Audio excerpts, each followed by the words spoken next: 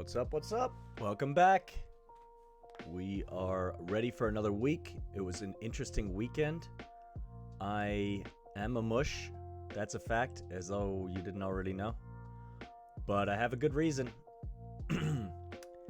We'll get into the picks. Mush some of those, but everyone got flattened on NFL picks. Vegas cleaned up this week.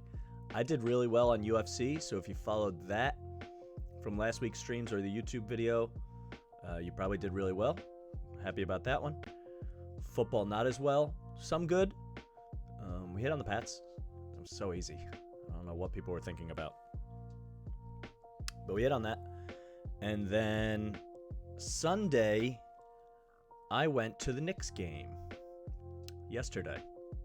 I wake up. I'm psyched. I'm about to see Kemba Walker play in a Knicks uniform at the Garden. I wake up, feeling hyped. I went to UConn. I was there. We graduated the same year. So when we won the championship, I went to Houston. I saw him there. I didn't mush it. They won the title. Hype. So now he comes to the Knicks. Dream come true. Unbelievable day. Football's on. I didn't even care. I did watch a lot of it. We'll get to it. But I was so hyped. I get the notification on my phone. Kemba's sitting for rest. I should have known better. Honestly, in hindsight, I was in a mood when I found out he was sitting for rest. It was really, really tough. I had some friends in from out of town. We had a good group going. And it was a bummer. We still went to the game, obviously. I was very, very bummed. Hopefully I'll get a chance to see him again. And they could have used him. Because at that game, I've been saying for so long, if you're a fan of the streams or the YouTube or whatever, my Twitter, the Cavs are really good. I know I'm burying the lead. There's football, there's UFC recap. I'm going to get to it. I promise I'm going to get to it. The Cavs are really good. I got to see him in person. Apparently Colin Sexton tore his meniscus or something in that game. I don't know. I got a notification earlier. And maybe that's why I got to see Ricky Rubio become the next reincarnation of Kobe Bryant. I mean, I put the Kobe shirt on today. R.I.P. Put the Kobe shirt on because the things I saw from Ricky Rubio yesterday were just insane. He went 8 for 9 from 3. He was 8 for 8 from 3. There's a guy that can't shoot that scored 0 points last week in a game. He had 37 and 10 assists. The Knicks got dismantled by Ricky Rubio. There were a few other culprits. Jared Allen killed them. Evan Mobley is a star in the making. He's more Anthony Davis than people are giving him credit for. But man, from the moment that Kemba sat, we go to the bar, we're watching football games, everything's going insane. I'm like, something's wrong. Something's wrong. This day is wrong. And then we saw Ricky Rubio drop 37 in the Garden. Oh, bing bong. Not good. Not good. It was tough. A lot of sadness. You just have to laugh at some point. That was truly, as far as pro basketball goes, and maybe any sport that I've ever seen live, aside from seeing UConn win the national championship. And even that was like a little bit of an ugly game. I hate to admit, but it's true. That was probably maybe the best performance I've ever seen live from Ricky Rubio. I did go to the Jeremy Linsanity game against the Lakers where he out-dueled Kobe and won, so I guess that's number one, but this is wild. And Kemba sat, and it was just a whole mood. It really was. So I wanted to start with that just to reinforce how much of a mush I am. Tough. I want to go through the UFC card that was also at Madison Square Garden the night before. I have a lot of notes. I'll go through them quickly. And then I want to go through all the football games from this weekend. So before we dive into box scores and stuff, I'm going to go in chronological order because I took notes while I was watching the UFC. I was thinking about doing a companion stream. If anyone is interested on maybe a Saturday night or something like that, for either that or maybe another game, who knows, even Sundays for football. Maybe I'll go live during some of these games. Comment right in the Twitch chat. Comment on the YouTube. At MikeTheMush Sports on Twitter and Instagram. Let me know if you'd be interested in that kind of thing, and maybe we'll do it. It could be fun. Get a good group together. But UFC, I was locked into. The picks went very well. We swept the main card. Lost one fight, Edmund Shabazian, but I don't even think I took any notes on that. Just didn't look very good. He was in the fight, but got beat up.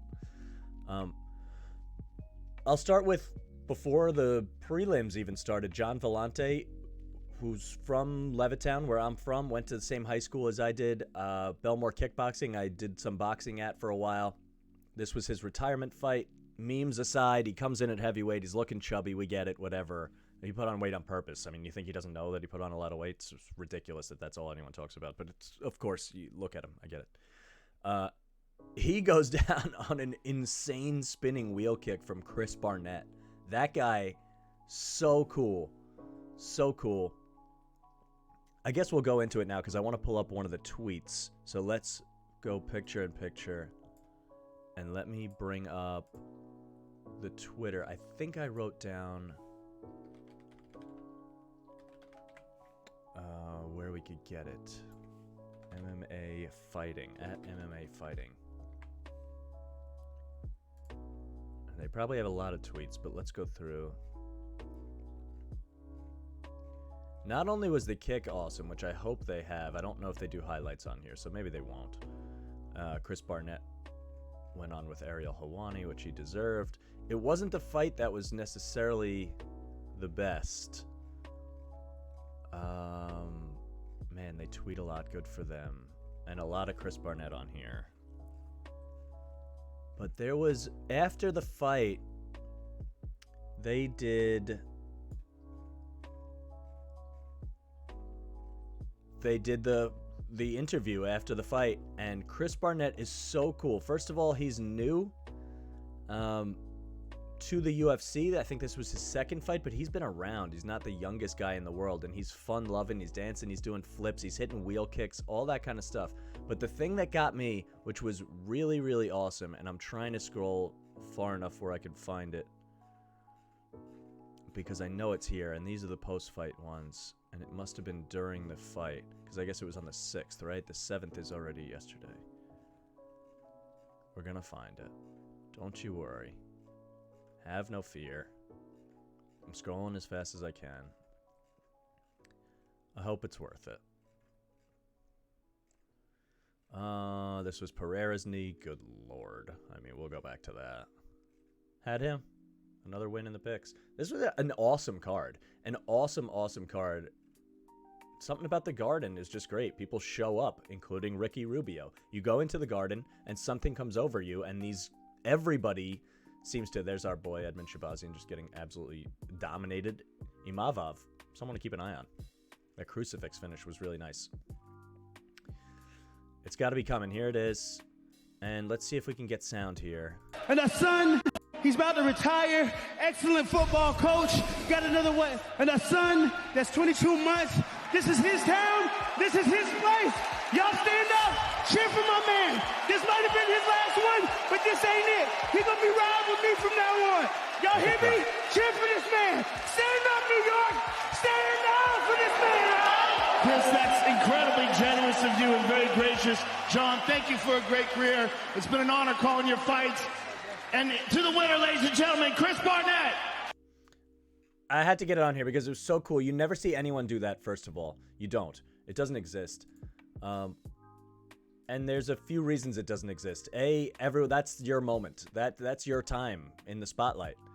So a lot of people have a lot of stuff to say. And for a journeyman who just got an unreal highlight knockout to be such a cool guy, legitimately, that he hands off the cheer to another journeyman who has been on the wrong side of a bunch of fights lately, but he recognized that he's at home in front of his home crowd. He just had another baby. Congrats to John, and who I'd love to have on here. And it was really heartwarming to see Barnett do that. And actually, it makes the crowd like you even more because you're genuinely a good guy. So I'm happy for John that he got the applause even after an ugly knockout. I'm happy for Barnett that he's probably going to get a better fight because the UFC knows they have a star on their hands. No matter what he looks like, he can fight really well. That guy can move, man. My lord. I'd like to see him fight someone interesting. We'll skip forward, though. Let's see if I have notes on the main card, which started with Gaethje and Chandler, but was there anything else I wanted to talk about? Alex Pereira is as real as it gets. Chad Curtis beating Phil Hawes. He was a big underdog, Chad Curtis, coming from Dana White Contender Series. That was pretty real.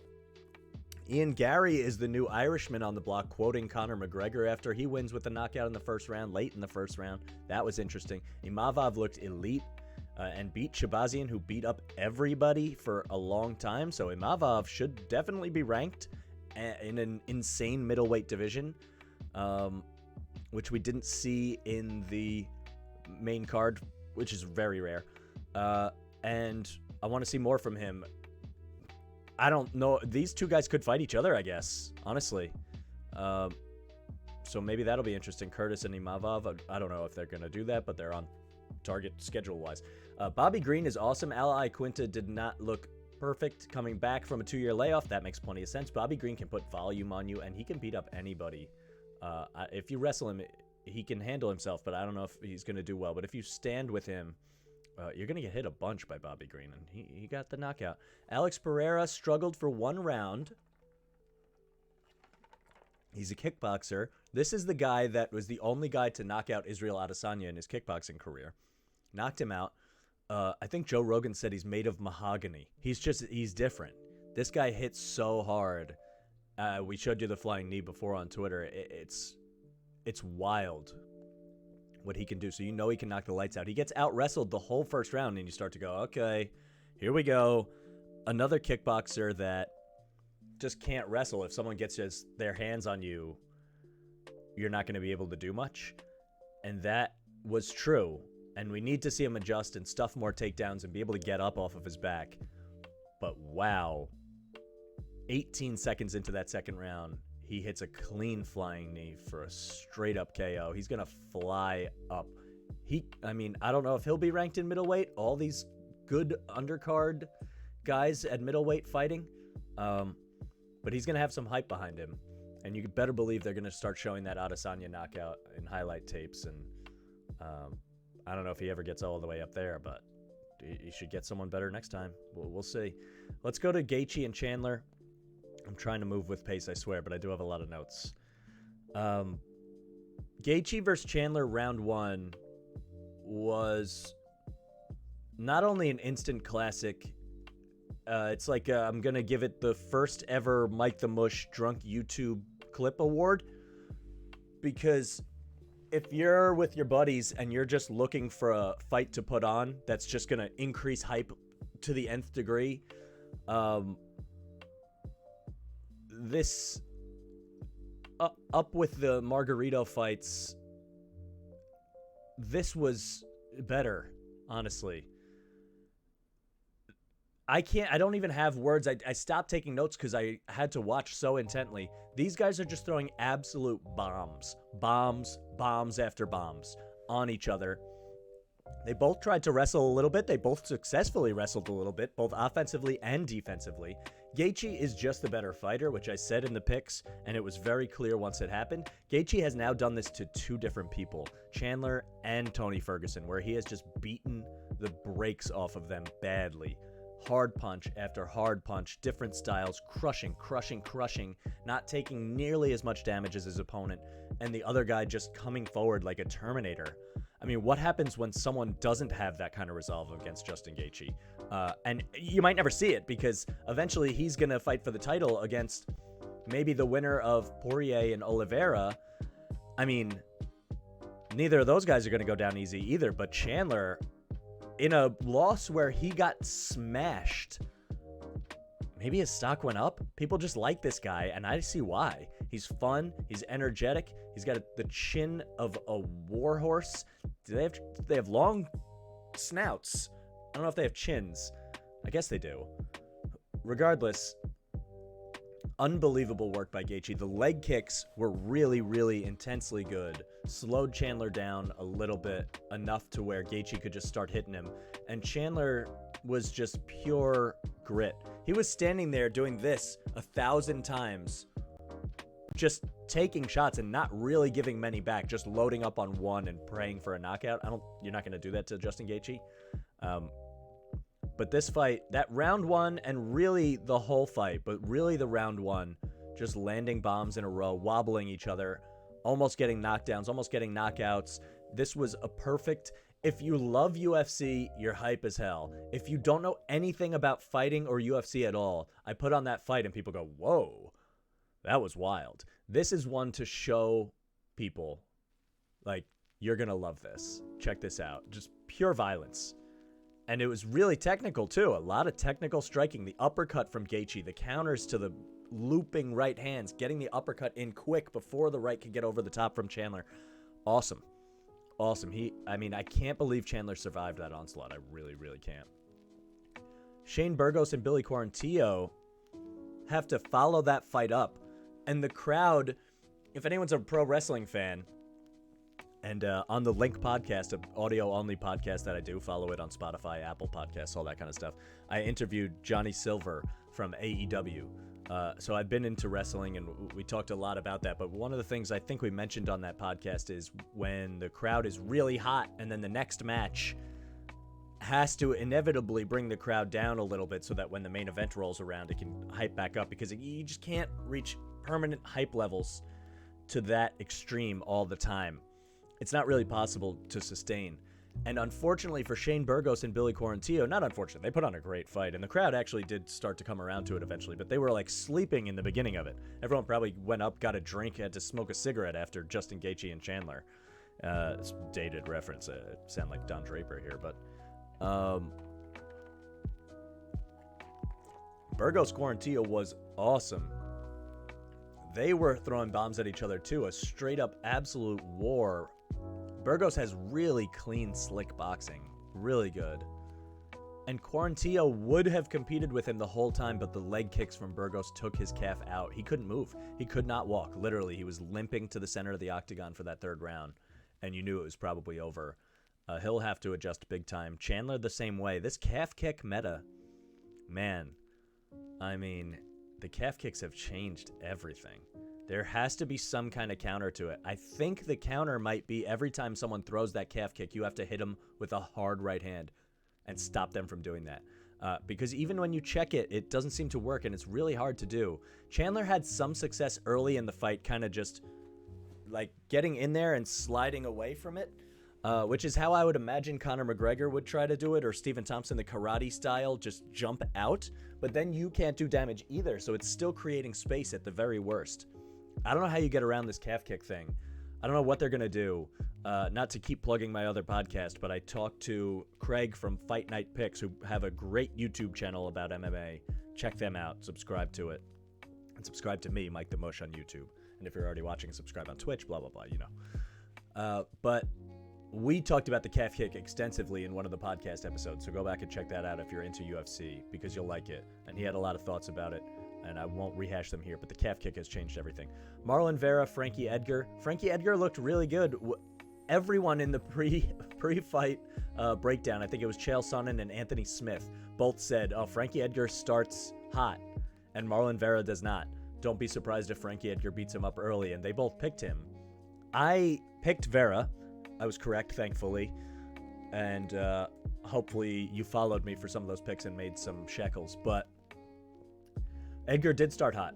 He was beating him up, and then Vera realized that his power was just way too much for Frankie Edgar to handle, and if he just goes straight up the middle and hits a bunch of shots, he's going to hurt him, and Edgar's chin is not what it used to be. One of the Metro guys that didn't do that well in front of the New York crowd unfortunately gets knocked out with a front kick to the face, a la Anderson Silva. And I like Marlon Vera. I think he has some adjusting to do, because if he goes up from Frankie Edgar in competition, I don't know who he's going to fight. Let me look at the bantamweight rankings quickly, because he beat O'Malley, he beats Edgar. Like, now you're to the point where you got to be fighting someone pretty real, right? I mean, not that those guys aren't real. They obviously are. He was already 8. He beats the 9. Who's he going to fight? If he fights Rob Font or Aldo, he probably is not as good a striker as those guys. I don't know what to do with Merab. He just whooped Marlon Moraes, although he looks... Maybe this is an interesting fight to make so you can figure out which one of them... Merab versus Vera would be interesting to see who can fight this top 6. The top 6 has separated themselves from everybody, if you ask me. And Cody Garbrandt is still down here at 11, although I'm not huge on him. And who knows how Sean O'Malley comes back. And, maybe there's some younger guys coming up. But you got to earn this top 6. And I'm putting Font in there. Who's he fighting next? Rav Font. Who does he fight next? Does he have one scheduled? Oh, he's fighting Aldo. Oh, at the last paper. Oh, no, it's a fight night. Okay. He's fighting Aldo on the 4th in about a month. So these two are already fighting each other. And maybe, Vera waits and gets the winner or loser of that. And then you have a clear-cut top 5, right? Because you'll have Jan, Sterling, Dillashaw, Sandhagen belongs. See, I don't care that he lost to Jan or Dillashaw. And then you'll have the winner of Aldo and Font, and then your top 5 is solid, and then, the 6 to 10, we'll see what happens. But I'd like to see Vera get one of those guys. I'm not going to go on and on about Chito. But I like him. He's got a lot of power. Seriously. I don't know if he's a title contender, but it was interesting. I want to talk a lot about Rose. Rose Namajunas beats Zhang Weili, and this was a split decision. I don't know why. Rose obviously won, I think it was the 1st, 2nd, and 5th. Someone had Zhang winning the 3rd, I guess. It was probably close. Thug Rose, I said it on stream earlier in the week, I guess Thursday when we made the picks. But Thug Rose not being a favorite after knocking out the champion cold with a head kick. And then fighting her again. She's a multiple-time champ. It's just weird. It just felt like a lack of respect. I guess they just didn't want the line to move that much from the last fight between the two same people. But someone who's been a champ twice and just knocked out the person they're fighting again should be a favorite at the very least. Her only blemish is getting slammed on her head one time and getting knocked out cold. I mean, of course she loses that, but that's it. She's also so likable that it made it even harder for me to figure out why she wasn't a betting favorite, because you would think that would price in somewhere. I guess Zhang Weili is very likable also, and maybe the foreign market hammers her and Vegas has to adjust the line, but it was a great even fight.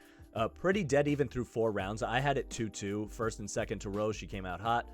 Weili is just so strong. She hits like a truck. So does Rose, but still, she got a couple takedowns. And I don't know how else you wouldn't have it 2-2. So it looked like Rose was so amped up and focused going into that 5th round that she came out without a mouthpiece. She ran out. She's getting the pump-up speech from Trevor Whitman, who did an unbelievable job. We talked all about him on the Thursday stream. Wow. Trevor Whitman, best coach in the UFC. 3 for 3 tonight. Got a bunch of champs and another guy about to fight for a belt in Gaethje. But you knew that 5th round had to be the one. And when you see Rose go out there and get that perfect double leg spear, hard, fast shot for a takedown, she was able to hold Weili down the whole time whenever she was on top, the whole fight, multiple rounds. And that's something Weili is really going to have to work on if she wants to be champ again, because now everyone has the game plan. But Weili was really defensively sound on the ground. She didn't take a ton of ground and pound, but Rose just controlled her the whole time. She didn't get any strikes off from the bottom. I just felt like she wanted to survive, and in a 5th round for a title, that seemed really weird. There was good scrambling, especially more from Rose. And she retains top control, wins the fight, wins the title against a stronger fighter. Just champ shit. She's a champ. She's the best. That's what she says. Maybe this leads to Joanna again. She's already fought her twice. So I don't know. I don't know who else would be there. Let's look at the women's strawweight rankings, I guess. Although they're not terribly deep. Carla Esparza. Joanna's not even on this list. What's her deal?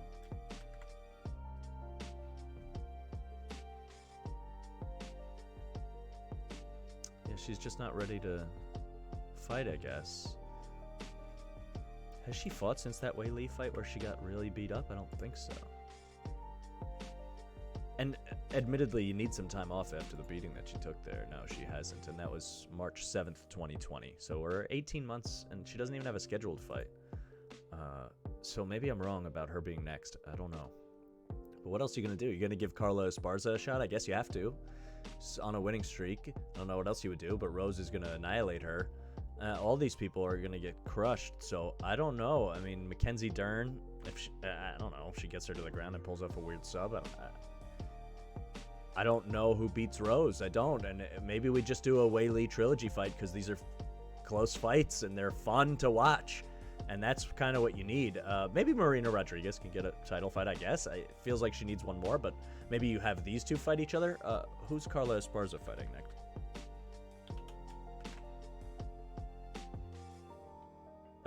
Rules out Carla Esparza for next shot at Rose Namajunas. Dana says we have an option. You don't sit around and wait for fights. It's a really bad idea. Rose didn't take a crazy amount of damage and injury, so she should be back relatively soon. Marina Rodriguez, Amanda Ribas, Tisha Torres. I don't know. You can't give Wei Li a third fight after she lost both, one of them by knockout and one of them by getting dominated on the ground. I get that, but Rose is going to be a heavy favorite in the next one. So I love Rose. Her and Justin Gaethje are two of my favorite fighters in the UFC, along with Black Beast. Derek Lewis is the man. But the Trevor Whitman camp, amazing. What a coach. Rose, what a fighter. Wei Li is great too, and who does she fight if she's not getting Rose? Maybe you do her and Carla Esparza. You give her some time off and have a little title eliminator there. If you give Marina Rodriguez the title fight, I don't know what you do there, but I actually thought if she kept up the low calf kicks, she was hurting Rose there too, the movement, and she didn't do it. And the calf kick meta takes a loss there actually, but she should have stuck with it. She was doing better with that. Let's get to the main event. I can't spend forever on it, but Kamaru Usman is just way better than Colby Covington. We knew this. I broke it all down on Thursday's stream. Go watch the YouTube video and check out how correct I was. Because this is just, Colby Covington's a good fighter. He's just not Kamaru Usman. Kamaru Usman is one of the best fighters we've ever seen. And people were down on him because he was boring. He goes to Trevor Whitman. He's lighting everybody up. He's knocking blocks off. He's hitting hard punches on Colby. It was a competitive fight. It was definitely competitive. I was a little surprised two judges had it 48-47, but he definitely had three really super definitive rounds. And I think this was because someone gave him a 10-8 when he knocked Colby down hard, which rightfully so. Colby's fast. He's technical. He's a very good fighter, but he just lacks knockout power, especially against the top competition. A little like, he reminds me of Darren Till a little bit. You like him. You watch it. You're like, yeah. But when he gets hit harder than he hits. And Usman doesn't lack that power anymore. He's really confident in his striking and really looks like he's hitting harder than ever. Every single fight, more and more. Colby can wrestle, but not with Usman. He's unlikable on purpose. Usman is likable. We already watched Usman knock him out, and he's improved so much since then under Trevor Whitman beating, I don't want to do the whole other stream again, but he's gotten knockouts since then. I didn't see Colby improve at all since then. This fight was closer, but it looked like the same fight mostly. And all he's done since then is beat a guy in Tyron Woodley that Jake Paul just beat. So you don't get anything from me there. Frankly, this was just an easy pick and an easy bet. And Usman's going to have not too many more of those coming up. Yeah, I don't know. When a guy breaks your face with a punch and then gets better, I don't know why people would ever think that guy is going to lose. So now, you wonder, like, Colby came out timid and hesitant. You could see it. Maybe you could call it patience, which the announcers tried to do, but and maybe that's to be expected when some guy has broken your face. But you didn't really want to see it. There's levels to this. Usman is on a different one. We all know that. Now let's get to the good stuff in the welterweight division, right? Here's my theory.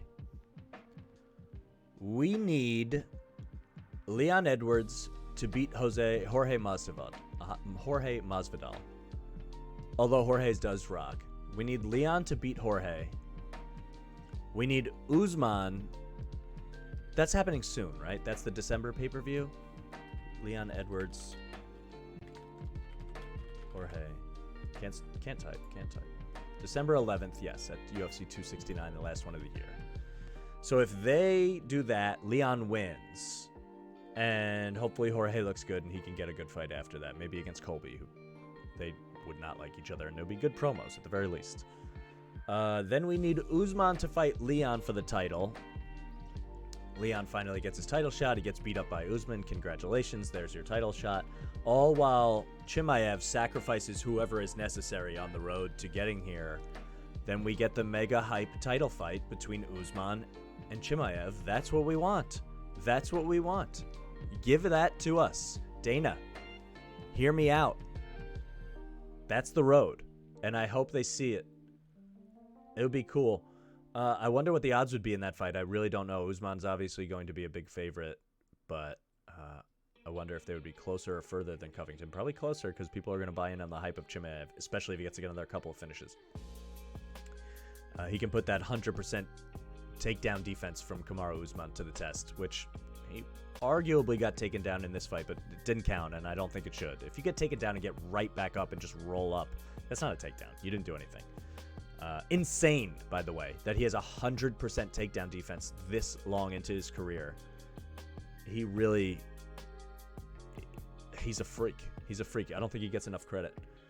It was funny to see Colby literally say after the bell, paraphrasing here, but I think it was almost an exact quote, "It's all about money. It's all just love." And he hugs Usman and they hug each other. And I get having respect for a guy. It's martial arts. You just went to war twice. You had almost 50 minutes in there with each other, probably more than 45 minutes, around 45 minutes with each other. And they battled and they, I get it.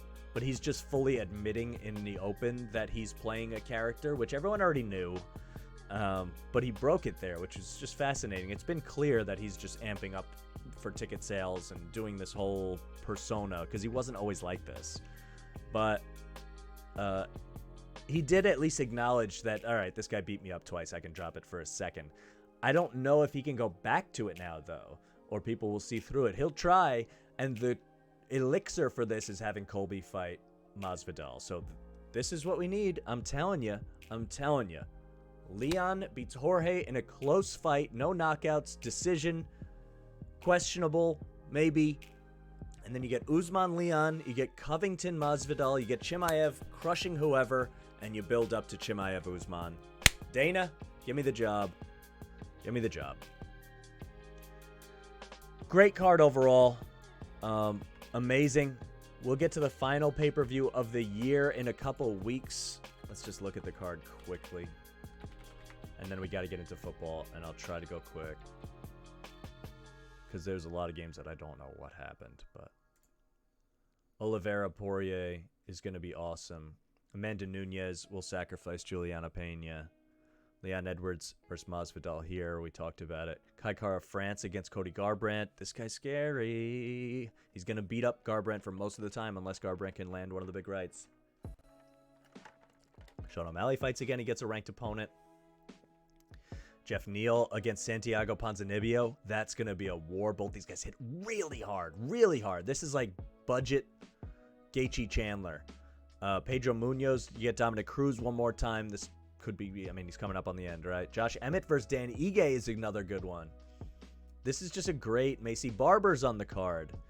Ryan Hall is on the card. Can he get another rolling leg lock or something weird? Jillian Robinson I actually kind of like. Robertson, sorry. Yeah, so that's that. We'll get to that soon enough. We can close this. We can look at the Cavs box score just to cry a little bit. I mean, come on, man.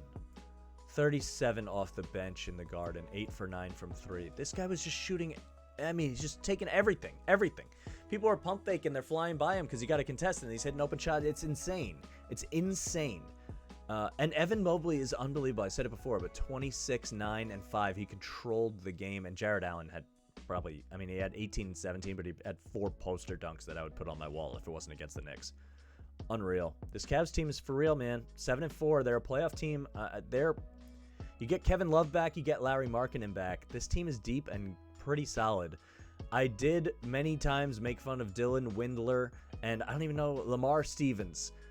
Both times I'm like, come on. No one knows who these guys are. Taco Fall got a minute. I got to see him play NBA basketball. I mean, I don't want to go off on too much Knicks stuff, but RJ Barrett barely played in the second half. Fournier, Thibodeau just didn't bring those guys back into the game because they showed no effort and got absolutely smashed by Ricky Rubio. Obi Toppin looks... I did not like that draft pick because I thought he had all the skills to be good, but all he did was either transition dunk, play not much defense, or shoot a corner 3. This year, he's living up to those Amari Stoudemire comparisons. He's realizing he's so much more athletic than everybody else. And he can dive to the rim, arms up, and either finish or get fouled. I like what I'm seeing from Obi Toppin. I do.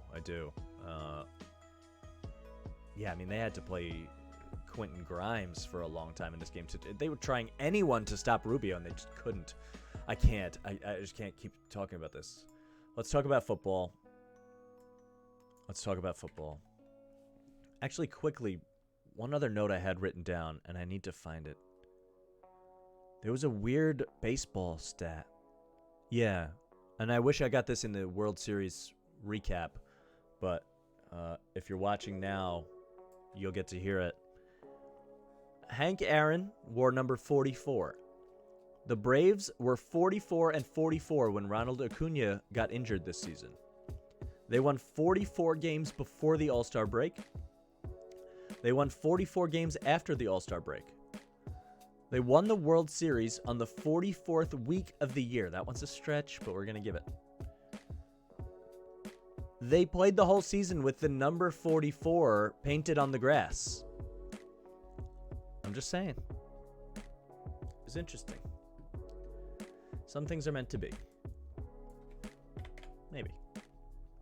Okay. Where do we start with the NFL?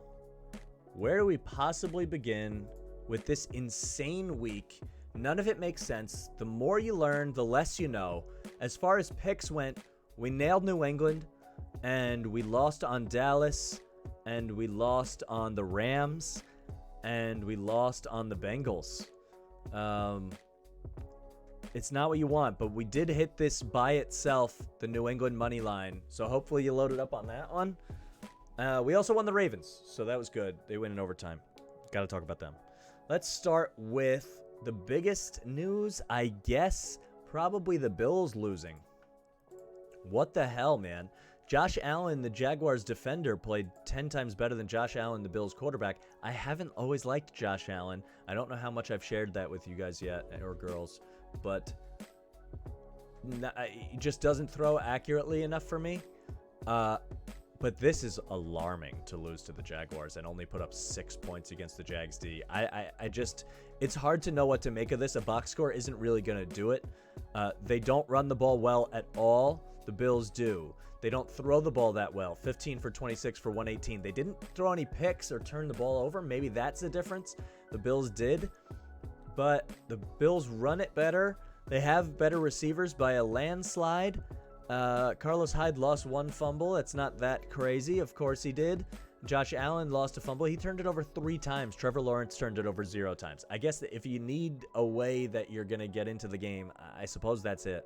Josh Allen dominated big time. 8 tackles, 1 sack, 2 tackles for loss, a pass defended, a QB hit. I think he forced a fumble. Unbelievable. Oh, no, he had an interception. I'm sorry. Yeah, what a day. What a day. There's one true Josh Allen, I guess. What do you do with this? Do we just look at week 9? Do we just later in the season, do we just look at week 9 and say, I don't remember how insane that week was? Vegas cleaned up. I don't know. No one woke up that day. It's like the Jets win over the Bengals belonged in this week. We're going to go on about it, but what do you do with any of this? No one in the AFC is good. You look at the standings. There's no standout team at all. There's no standout team in the NFL after the Rams get killed. The Cardinals are 8-1, but what does it even mean? Kyler's hurt, and there's doubts about that team a little bit. People thought the Rams were better. They lose to the Titans without Derrick Henry. The Bucks, I mean, maybe the Bucks on a bye week had the biggest step forward. They get healthier. Brady launches back into the MVP conversation after Josh Allen falls behind and Kyler Murray doesn't play. Lamar's in there too. We'll talk about that. The Saints lose to the Falcons. The Bucks should walk through that division. They get a huge boost by the Saints losing. The Panthers are terrible. Sam Darnold's the quarterback. I'll touch on it, but I shouldn't even have to. The Packers are really good, but Rodgers, who knows what's going on with him? Maybe he'll be back next week. They get shut out with Jordan Love, and their future's in turmoil if next year Rodgers doesn't come back. The Cowboys get killed. I mean, who's good? Is no one good? And here's a hot take, and I know I'm getting off track, but there's a rant warranted for this kind of week where everyone loses all their money in their survivor picks and no one knows what's going on in the league. Everyone had a terrible fantasy football day, except for me. My team rocks. Regardless, what do you make of any of this? The Ravens take a big step forward because they win an overtime game, but they had to go to overtime and almost lost to the Vikings at home. And there's just no one so dominant that you're like, we got to go through them, like the Chiefs have been. Is that better or worse for being a fan of the league? I don't know. A lot of people want parity. They think they want parity. I don't think you want parity as much as you want parity. I think you're better off with a really strong one team or two, but someone with a target on their back, someone to go after, because what do you do with any of this? Now every week we're going in like, I don't know. And am I just reeling off of a week 9 where we don't understand what happened in any of these games? I don't know, but what do you do with the Bills? They're 5-3. We'll get back to them here. What's their schedule like? I mean, they're favorites in the division, but New England won again. I don't know. They face the Jets, so they'll have a get-right game. The Colts isn't an automatic win if you lose to the Jaguars. They only put up 26 against the Dolphins, and this game was close late. Their offense hasn't looked good. They haven't run the ball like last year. Allen hasn't thrown it like last year. This game, home against the Patriots, if they lose that, I mean, and then you have to go to the Bucs, and you're like, oh my God, are the Patriots in the driver's seat in the division, which no one saw coming, but that's a good team. I'm telling you. I said it last week. I made them one of my big picks. You got to take note. It pains me to say it, but they're very good. So this, I guess you throw some of it out. You don't watch any of the tape. You throw the tape, you burn it. Throw it in the garbage. But this is, it's alarming. It's alarming. Okay. Next biggest game. I guess we go to Titans-Rams. You know what? Let's save that and go to the Cowboys, because this one is another head scratcher that I need to get through because you don't have any idea what happened. Why can't Dallas? This final score is nonsense. We're watching this in a bar in Manhattan before we go to the Knicks game. A bunch of my friends, and we're like, Dallas still hasn't scored? It's the second quarter. All right, they're down 6. They're down 16. We're like, all right, they'll score before the half. They'll come back. Okay. They didn't score again. Their defense starts to play a little better, but not that much. Teddy Bridgewater is doing pretty much whatever he wants, completing passes. They have a lot of weapons, but I was down on the Broncos because they had beaten a bunch of nobodies. And what happened? Why were they able to trade Von Miller? Was it a motivation thing? They traded Von Miller away. I figured this is why I picked the Cowboys. Not only are they way better, and they're at home, and I was in that stadium against the Giants, and that place was loud and rocking in a game where they were dominating the Giants.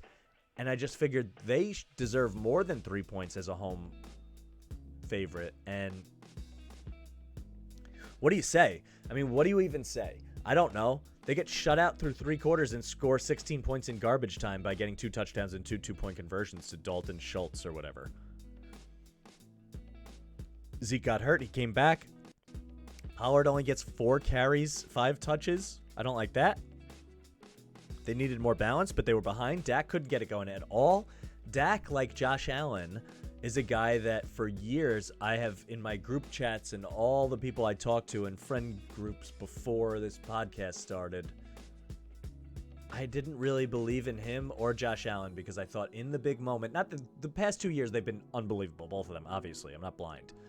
But in the big moment, I don't know if they're accurate enough to make that play. And Dak, more than Josh Allen, I'm still concerned about Josh Allen. But Dak has shown the ability to do it. Is he not healthy?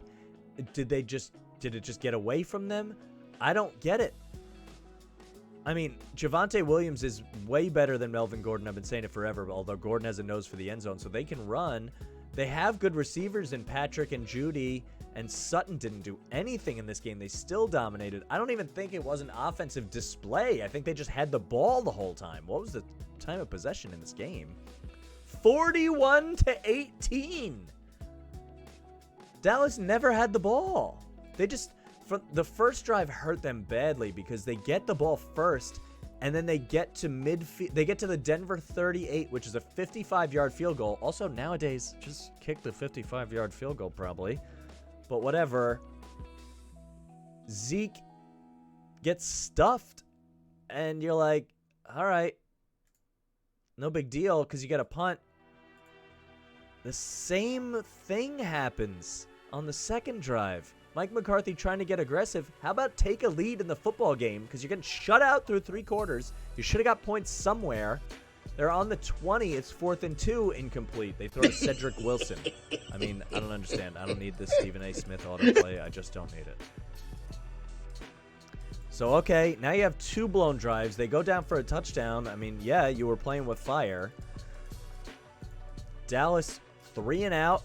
Or they get an 11-yard run and then 3 and out. So 4 and out. Another touchdown makes it 14-0. You're like, okay.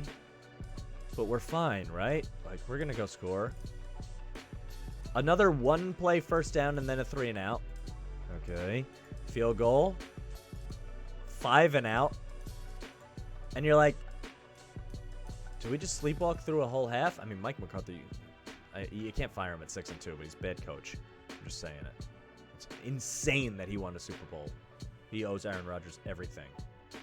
And you look at Denver, you're like, punt, field goal, missed field goal, touchdown, field goal, punt. And you're like, they're not blowing people away offensively. They did run the ball really well, which I guess just controlled the clock. They have 2 good running backs. If their offensive line can dominate like this, I guess they're better than I gave them credit for. I guess they took care of business against bad teams. Giants, Jaguars, Jets. This 3-0 run didn't do anything for me. You're like, yeah, okay. Go beat the worst teams in the league. Then they lose to the Ravens, Steelers, Raiders, Browns, and you start to go, okay, back to earth. Then again, now you look and you're like, well, these 4 teams are 4 of the best teams in the AFC. They're playoff teams, probably all of them. Maybe not the Raiders, because, a million things have happened to that team. And then they beat Washington. You're like, yeah, but it's Washington. Now they beat Dallas, and this is the first time that something went how you didn't think it was going to go for this team. Otherwise, it just was looking normal. So, I don't know. They're 5-4 now. I don't know. It's hard to know what to make of this, but I'm not... Again, my whole take for this week is that you're just going to look back on this week and be like, that was fucking weird. That was weird. Dallas is still good. Maybe this is the kick they needed. I don't think Mike McCarthy's a good coach. Maybe it showed here. I don't get it. Maybe Dak wasn't healthy. I don't know. I don't think Denver is as good as this. I don't think Dallas is as bad as this. Kind of the same thing as the Bills game. I just don't have any hot takes for you because no one does. If someone tells you they knew what happened here, I mean, what are you talking about? It's insanity. Let's go to the night game. We'll touch on all the games, but some of them more important than others. The Rams just... This is how a game can get away from you from turning the football over. I'm on the train on the way back from a Knicks game where Ricky Rubio ripped my heart out and ate it in front of my face. Rams get the ball first, so we're watching it on our phones on the train home. They get down the field, they punt. You're like, all right, whatever. Titans throw a pick. You're like, this makes sense. Okay, here come the Rams. Cup's going to go down the field, whatever. They do. They go up 3-0, 10-play drive. They stall in the red zone, but whatever. They go up. Titans punt. You're like, okay, things are fine. Rams punt. All right, this is weird. This is a bad drive, like really bad. 5 yards. They get an offensive hold on first down. They just can't recover from it. So that's what happens. Don't commit penalties, you know? So this is the first of a few plays in a row on 3 straight drives that lost them the game in the first quarter, maybe early second quarter. This is towards the end of the first quarter. So the holding play kills them. Kills them. You're up 3-0. You're already driving. This is a 5-yard rush on first down. Things are good. The hold kills them. They don't get back from it. Titans come down and punt, but none of this is the point. It's not about what the Titans did, because they scored 21 points in a quarter, and then their offense didn't look that good the rest of the night. So I'm not... Titans are 7-2, but I'm not going to... Some people are out here, like, saying the Titans are the best team in the AFC, and maybe they are just record-wise, and they lose Henry, so I'm still so skeptical of that. None of the running backs looked good, in my opinion. But they did beat the Rams in Los Angeles, so of course you get credit. But still, we're going to get to it right now. Stafford gets the ball on their own 4 after some really good punts by Tennessee, honestly. I mean, punter, I'm not going to say he won the game, but good for him. Who's the punter? Brent Kern. Where do you go to school? I'm going to say Iowa? Brett Kern, I'm sorry. Toledo. University of Toledo. Why would I know our punter went to school? I don't know. I knew he was white, so I said Iowa. Interception at the 2. At the 8. At the 8. This one, Stafford was about to get sacked. It might have been in the end zone. I don't have the play open. I'm not going to look it up. It might have been in the end zone. So he's trying to avoid a sack, and he gets hit. He throws it up. It's a pick. They're at the 2. And first play, they run like a play action to tight end. Backup tight end leaks out. He's wide open. Okay. So now you understand how it's 7-3. But that's purely on the back of a holding call, which killed the Rams, and then a terrible pick, right? So they get the ball back immediately. First play, Stafford just throws a horrific football. An out route. You're almost in your own red zone. You're on the 21. And you've seen it a million times if you played Madden and aren't good. You throw the out route. It looks like it's there. The corner jumps it because the field is only so wide. Easy touchdown. The game's 14-3. The game actually just ended here, honestly. They never really got back into it. They just couldn't really get it together. They go on a 14-play drive here with 2 minutes left, but that just made it look better. So honestly, this was just these 3 possessions. This holding to a punt, interception which led to a touchdown, might as well have been a pick 6, and another pick 6. You don't win games like that. You just don't. I don't care how much talent you have and how good you are and how many Super Bowl favorites you have. You don't win that game. Not against a team that's good. And the Titans are good. Julio looked better. Deontay Foreman ran. I mean, they didn't run it well at all. So there's still huge concerns about the Titans. I don't feel differently about this team than I did coming in. Some people do. I don't at all. I'm still super concerned. I think you don't have Derrick Henry. You go play the Saints. I think they can lose that game, honestly. I think at the Patriots is a losable game. I'm not saying they're a bad team. They're good. They're definitely good. Their defense is better than we gave them credit for when they got beat by the Jets, but this doesn't equate to wow, they beat the Rams at home. this looked like the Rams beating themselves to me. I don't know. Maybe I'm wrong. Long count. That's how it looked to me. Let's go Browns-Bengals. Browns killed the Bengals. I picked the Bengals in this game. I believed they would bounce back from that loss against the Jets. They did not. Baker Mayfield looked fine, but they ran all over the Bengals, which is what they want to do. They're a powerful, physical football team. Nick Chubb is back. Kareem Hunt's a piece of shit, so keep him off the team as far as I'm concerned. He's an abuser, and I don't like him. Dearness Johnson was fine in a backup role. Didn't actually look good, but spelled Chubb enough. 14 carries for 137, and they just dominate the game. The defense is really good. Myles Garrett is awesome. Denzel Ward is really good. They have some guys on this defense that I like. But Garrett and Ward are the studs. You still have Clowney in there. Harrison's not bad. You have some guys. Anthony Walker makes 14 tackles. I think he's linebacker. And you look at the Bengals and you're like, oh, yeah, it's still the Bengals. Burrow gets picked twice. He was under fire the whole night. They actually took him out at the end of the game.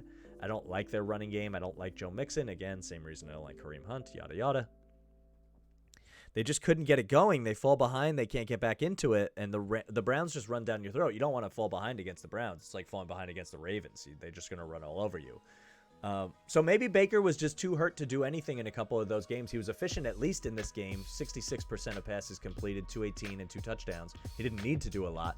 Every time Odell is off the field, they do better. We talked that to death. So go back to Friday and Thursday's stream. I don't understand why they cut him, because you're just giving him away for free. You were paying him anyway. None of it makes sense. I wouldn't have played him, but I would have let him rot at home. But regardless, I can only say it so many times. Browns dominate. They're in the mix in this division big time. Tonight, the Steelers play Monday Night Football. That's a huge game for them. I don't really believe in them, but we'll get to the pick in a second, because we give a pick every day on MikeTheMush. On the stream, on the YouTube, watch it wherever you want, but you get the pick every day. I don't promise anything. Sometimes you'll lose in insane fashion, but sometimes you get it down, like New England, which we'll talk about next. Yeah, what do you say about this? The same as the first 3 games. All these games, you're like, what do you do? I don't know. I thought the Bengals at home, the only fishy thing was that the line was 2.5, and it never moved to 3. It never moved to 3. Too fishy. Maybe we should have known. Why doesn't it go to 3? These teams are even. Browns are good. Is it going to shock me if the Browns go to the Super Bowl? I don't know. Someone in the AFC's got to go. Is it the Bills? Is it the Pats? Is it the Ravens? They're my pick for the best team in this division. We'll get to that game after we talk about the Patriots game, if I remember the order. Is it the Steelers? No, I think they could lose to the Bears tonight, maybe. It's not exactly a teaser for the pick later, but stay tuned for the end. The Browns, the Bengals have lost to the Jets and getting killed at home to the Browns in the final week. The Titans, I don't know. They don't have Derrick Henry. The Colts have Carson Wentz as the quarterback. The Chargers can't stop the run, although they get a win. We'll talk about that. The Raiders lose to the Giants, and everyone just gets arrested or fired from their team. The Chiefs, who knows? They can only score 13. I know we just did this, but who's going? Why can't it be the Browns? They run the ball well. They'll get better in cold weather because they run it well. Baker's an emotional leader. He's not going to get healthier. He needs surgery at the end of the season, but maybe he figures out how to just be efficient and let Chubb carry the team. I don't know. Their defense is good. I'm just saying. I don't know. I don't think Cincinnati's dead. I think I feel more about Cleveland, they're back to what they were before. I didn't think they'd put up 41. Maybe this Bengals defense isn't good, but they held down the Ravens. That game is maybe the more puzzling one, because if you look back and they lose to the Ravens, then you're like, okay, the Bengals just don't have a good defense and their offensive line is bad. But it looked like they fixed that, and now it doesn't. Let's go to the Patriots next. So easy. I don't even need to look at it. What's the point? What did anyone see in this game? Why was the money line minus 185? Cleaned up on that one. It should have been the only thing I picked the whole week. I mean, just take the obvious stuff. They're 4-0 on the road and 1-4 at home, which is very bizarre, but that's a scheduling thing. Sam Darnold is horrific. He's so bad. He seems like a good guy. I don't know him, but he was so bad on the Jets, and he's been terrible.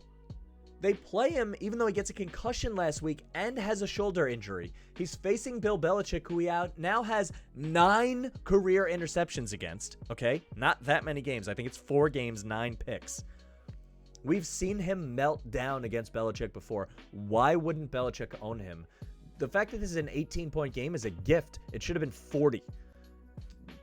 The Pats just ran the clock out in the second half. Carolina didn't get in the end zone, nor should they have. I don't know how they kept Sam Darnold in the whole game. One of the throws, he threw it directly to a linebacker in coverage, and one of the throws, he threw it right over the middle and got picked by a lineman. I don't understand how this guy...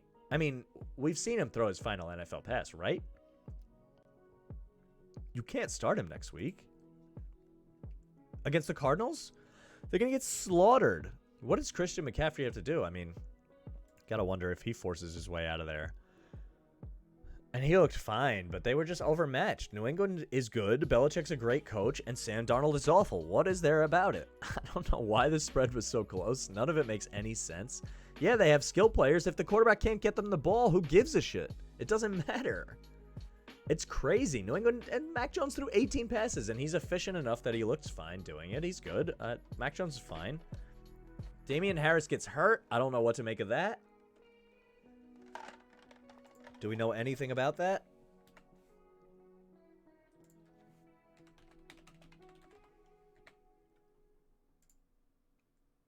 At MikeTheMush Sports on Twitter. Give me a follow. I mean, this is nonsense.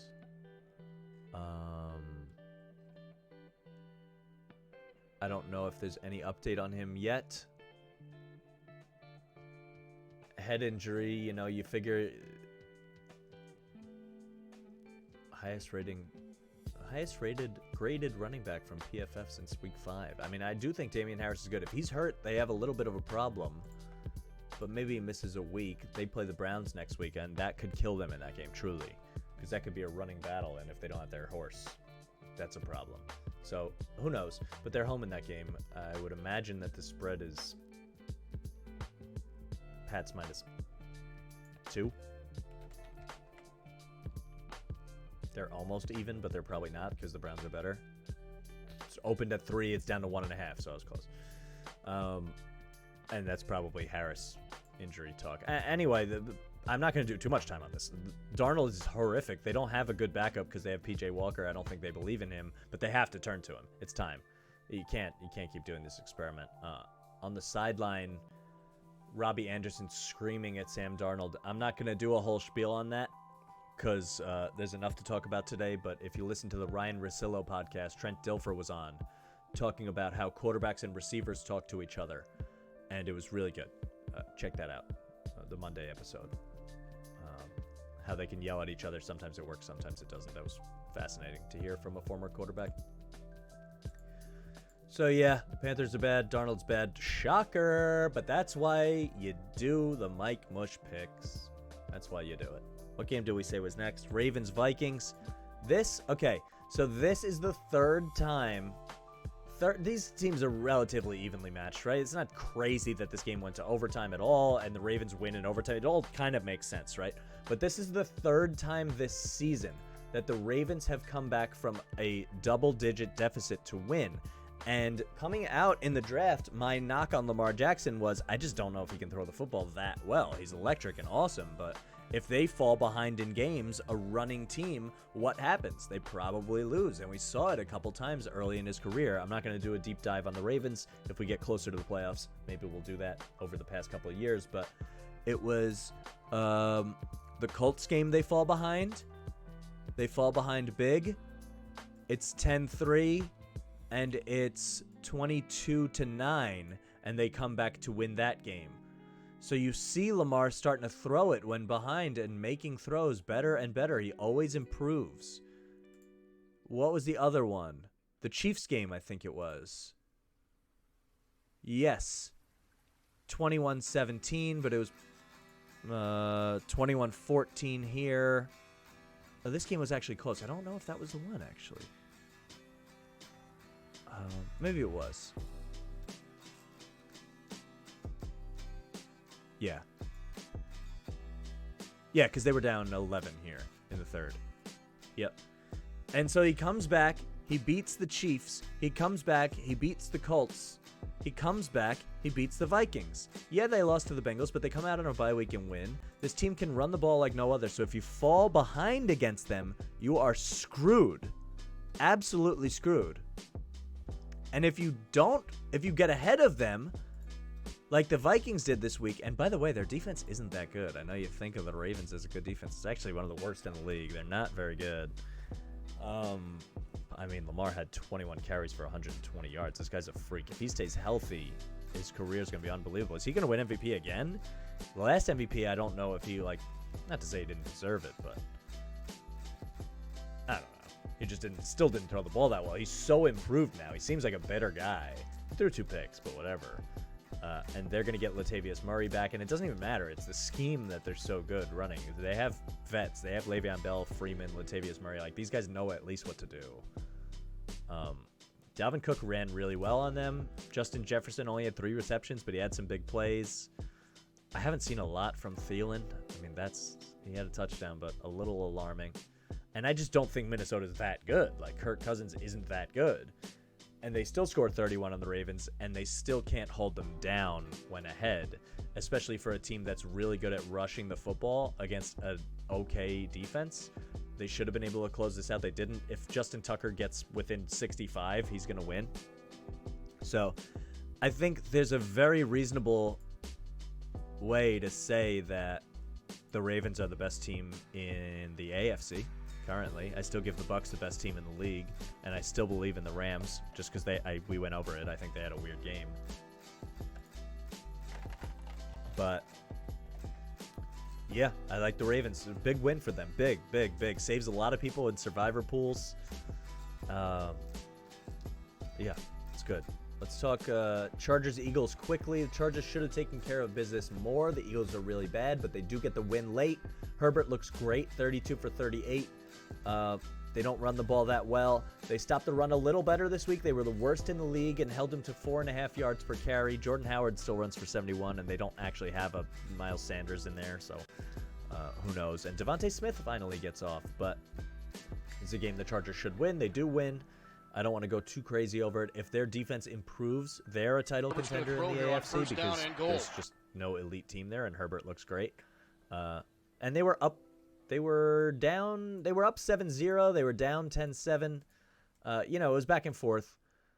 They get the victory as well they should. This game goes how it should. And the Eagles have 1 million draft picks. They'll be fine next year.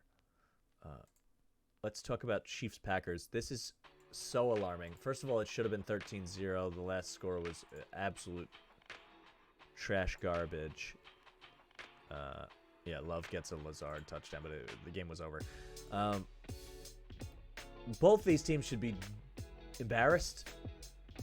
Jordan Love looks terrible. It brings a million questions. We'll talk about Aaron Rodgers. Maybe we'll do that tomorrow or Wednesday or Thursday. I don't know. We'll do a Rodgers segment, I promise. But Love looked really overmatched. Every time he dropped back, it just looked like he didn't really know what to do. I think I saw the stat. I'm not going to pull it up because we're going a little long today, but I think he had 30 yards against the blitz. Horrible. He just looked like he didn't really know what to do out there, which is funny because in the preseason, he had a bunch of pretty good games where you thought he might be the next guy, and they planned on getting rid of Rodgers next year. And now with all this COVID vax stuff and all the turmoil, he might get fined. They think about suspending him. Who knows? That's probably not going to happen. But still, Love might not be the guy. And so now you're in a position where do we re-sign him and try to work through this? Do you got to trade for somebody? Do you draft someone high, trade up in the draft maybe because your team's too good? You're not going to have a high draft. I don't know what they do. I don't know. But they get the loss here, which isn't terrible because you don't have Rodgers, and when you don't have Rodgers, he just proved how important he is to this team. They'll be fine when he's back, I'm sure, because they held the Chiefs to 13 points, which is pathetic. Mahomes goes 20 for 37. He needs to be embarrassed. What's going on? I don't know.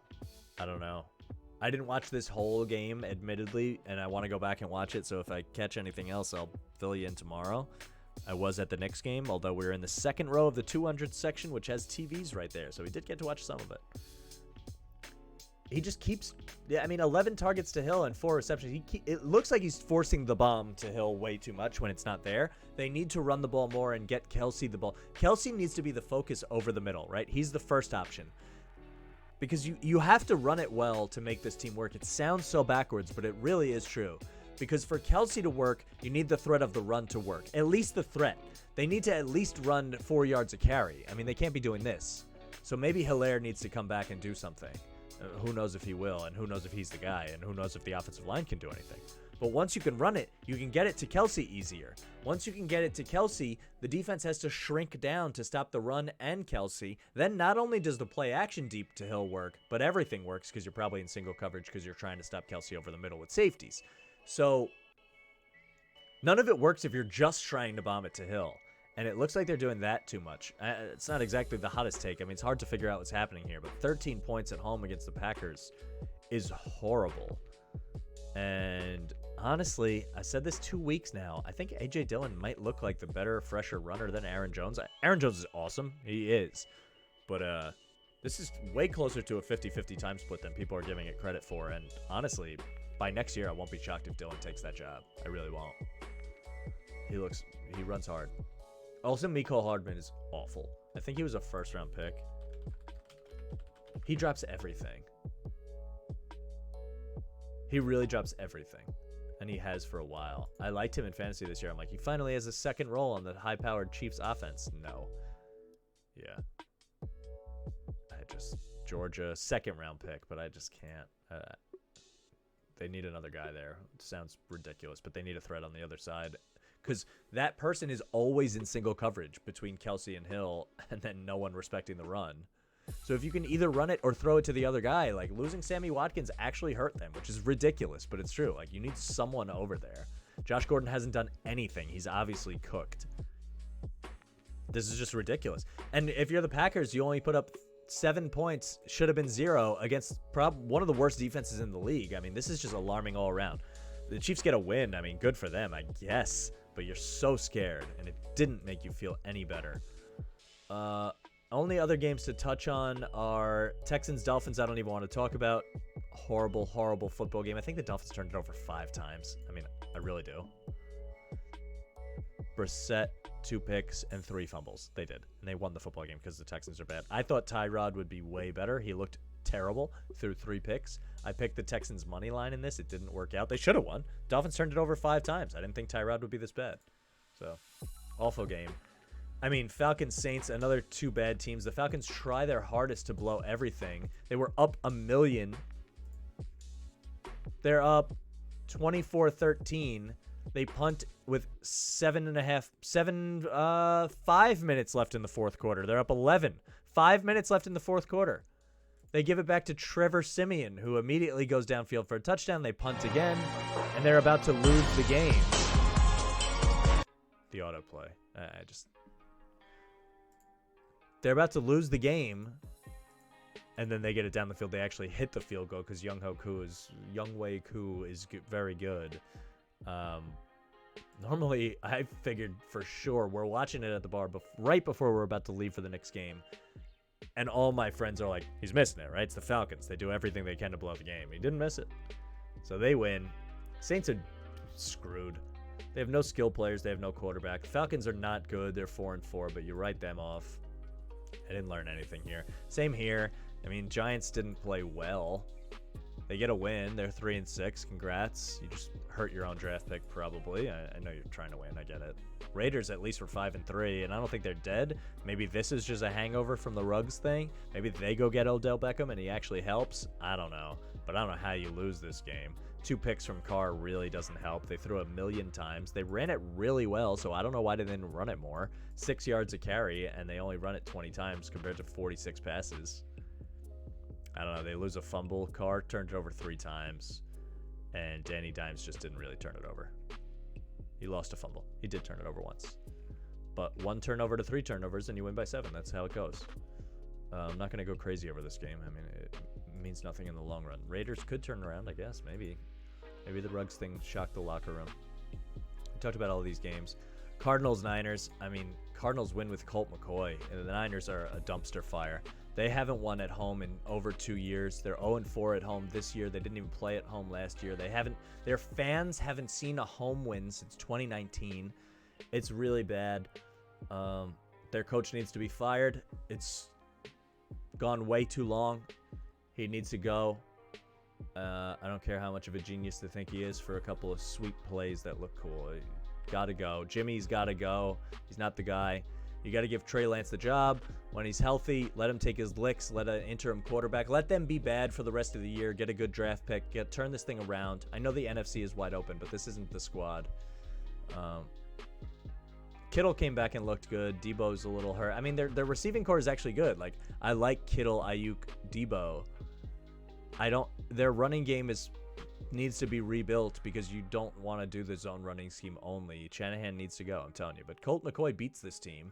Christian Kirk throws a solid pass that almost went for a touchdown. Shotgun snap to Chase McCoy. Edmonds gets hurt, Hands but off. James Conner looks incredible, and Eno Benjamin looks just as good as Chase Edmonds ever did, so it doesn't look like they're going to lose anything. They'll get Kyler back next week with Hopkins, and they're on their way. The Cardinals are very good. They're very good. This could be the team that people are like, they're fine, and then all of a sudden they have 15 wins, and you're like, what the fuck? They're going to kill the Panthers next week. Russ will be back for this game. This is a really big test game, but they could beat the Rams. They could beat the Bears. I'm sorry. They could lose to the Rams. They could beat the Lions. They could beat the Colts. Who knows with the Cowboys? And then you have the Seahawks again. Surefire playoff team. All they got to do is get Kyler healthy. And now, if you really wanted to give him another week, Colt McCoy can beat the Panthers. He's the better quarterback against Sam Darnold or PJ Walker. I don't know. I'm concerned about the Niners. I would fire the coach. I think that's every game. I think we went through every game. Bears Steelers. Here's the thing.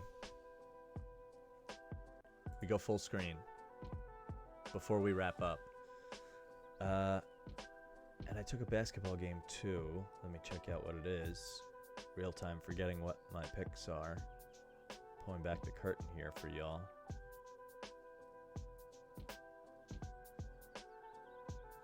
I think it was an NBA game. Let's look at it. So the first pick is, yes, Memphis against Minnesota. I think Memphis is a really good basketball team. I think Ja Morant can kill anyone that he wants to. I like Anthony Edwards, but he's not enough. I don't think Minnesota's good. I think Memphis takes care of business at home. So take their money line. And then I'm going to parlay that with the Steelers money line, and here's why. And it pays almost even odds, a little bit under. I think it's minus 110, something like that. This spread, everyone gets killed this week, right?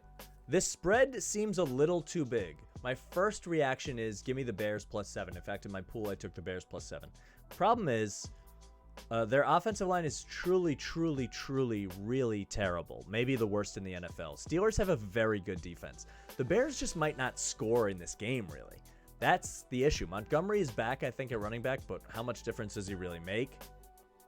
I just don't see them scoring very much. And say what you want about the Steelers, but Najee Harris is good. Big Ben isn't good, but he can get a random touchdown out there to Deontay Johnson or something. They look healthier. Khalil Mack's still out. Eddie Jackson doubtful. So you think the Steelers can move the ball a little easier against a banged-up defense, and I just don't see the Bears scoring. So this is a little bit of a zag when you want to zig, but give me the Steelers money line. I don't like betting on Big Ben. I haven't done it this year. It's my first time, but give me Big Ben parlayed with the Grizzlies at minus 110. That's the pick. We'll recap the Monday night game tomorrow on stream. Tuesday, we'll be back every weekday. MikeTheMush Sports on Twitter and Instagram. MikeTheMush on Twitch and YouTube. Follow. If you're into anything but sports, music, movies, TV, art, all that kind of jazz, check out the Link Podcast at @the_Link_podcast on Twitter and Instagram, and you can find that anywhere you find podcasts. I would appreciate if you follow and subscribe. Hit the notification bell so you know when I'm going live. We have a Discord. You can find the invite to the Discord in the Twitch About page. We post highlights every day. That's it. That's a wrap. Ricky Rubio just ripped my soul out on a day where everything went weird in sports. That's it. That's how you define this day, I guess. I don't know. We'll see what happens. Peace out. See you tomorrow.